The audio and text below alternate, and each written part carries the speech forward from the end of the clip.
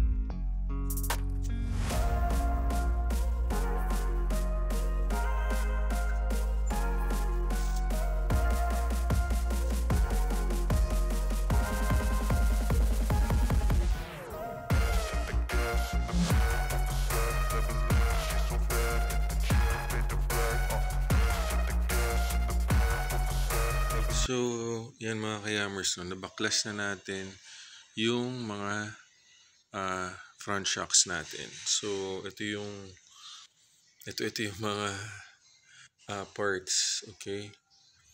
So, ito yung outer tube, yung inner tube, yung spring, ito yung bakal sa loob.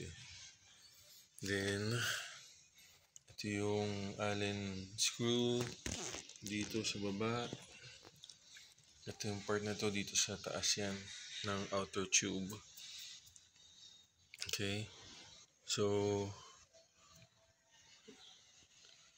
ito yung yung pang ng dust. Pang hawi. So, ang gagawin natin is yan, naalisin pa natin yung oil seal. Then, we're gonna clean it. Alam ko mayroon pa yung clip sa loob May clip pa yan sa loob. So, we're gonna clean it muna. And then, assemble na natin ulit. Tapos, lagyan ng fork oil. Okay?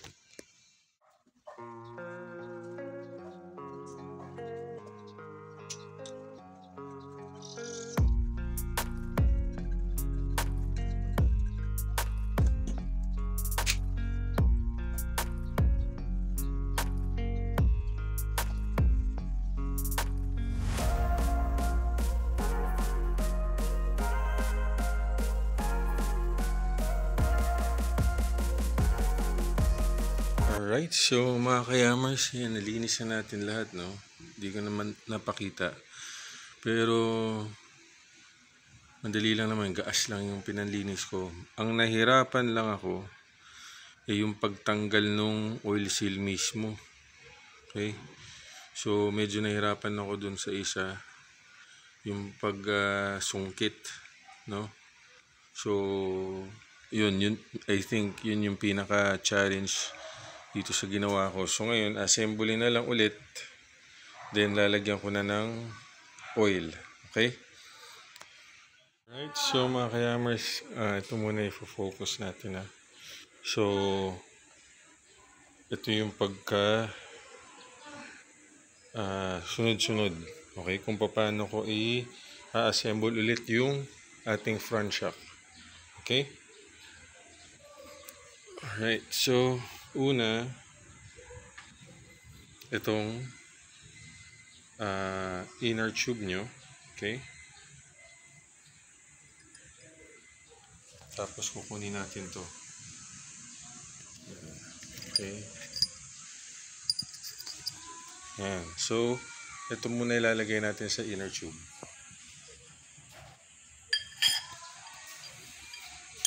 Okay? So, pagkalagay niya sa inner tube, so medyo babaksak yan. Yan. Yan. Okay? So, minsan hindi yan lalabas bigla. Kailangan nyo lang i-alog. Alright? And then, susunod natin yun. Yung spring. Okay? Kunin ko lang ha. So, itong spring, ito yung uunahin nyo, yung mga maliliit yung space. Ito yung unang papasok nyo. Okay?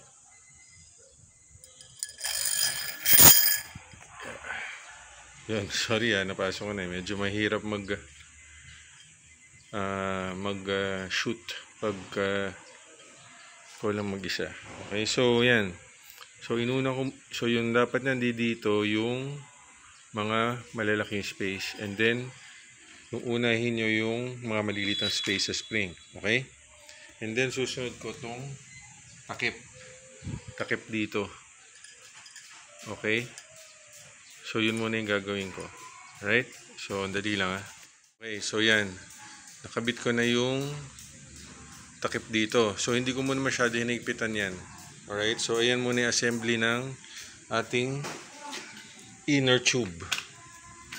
Yan. So pupunta tayo ngayon dito sa ating outer tube. Okay? Kunin natin yung gasket.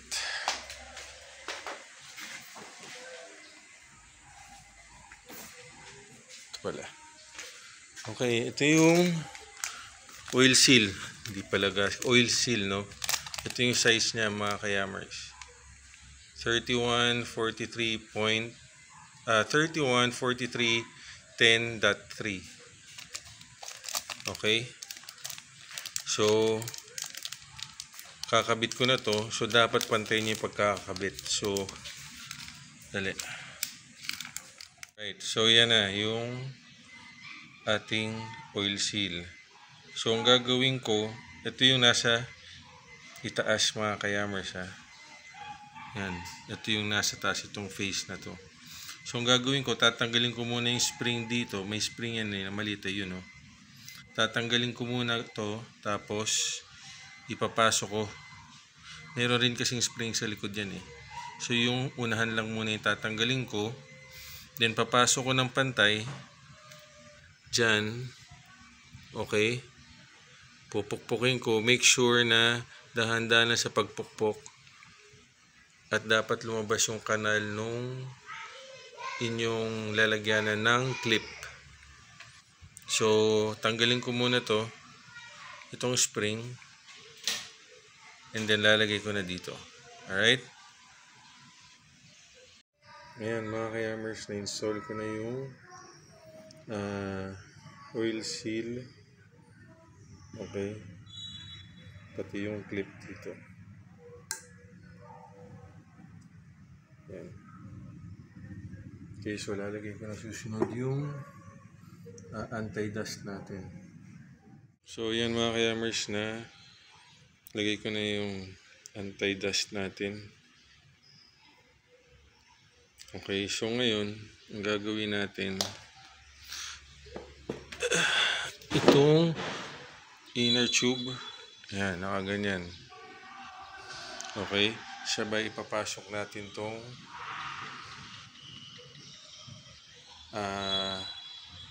outer. Pero wag niyong kakalimutan ito Okay, dito yan. Dito yan mga kayamers. Yan. Okay. So, kunin natin to. Then, yan. Okay, then papasok natin to. Yan, pag ganyan. Alright? So, yan, ganyan. Okay? Ako, nakikita niyo mga kayamers yan. Then, yung ating, ito, Allen wrench. Dito, yan. Okay?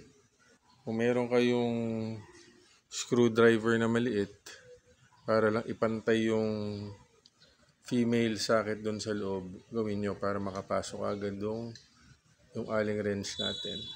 Okay? So, gagawin ko lang Okay. So, yan ang mga kayamers. Naigpitan ko na yung Allen dito. Make sure na mahigpit pag binalik nyo. Okay. So, ngayon, lalagyan natin ng fork oil na. So, bubuksan uli natin to. Tapos, dito natin lalagay yung fork oil. Okay? So, yan mga kayamers, no? Dyan. Yan. Ganyan ko nilagyan. So, nilagay ko lang yung oil dyan. Okay? So, ngayon, kailangan natin tong i-pump at least 3 times. Yan. Pump natin. Tapos, angat ulit. Aangat mo ulit para lumabas yung hangin. Okay? Bago mo ilak ulit. Okay, so gagawin ko lang mga kayamers So yan, nakabit ko na mga kayamers. So make sure, tingnan nyo muna dito kung may tagas sa ibaba. Kung wala, ayos lang. And then after that, itest nyo na kung may leak pa dito.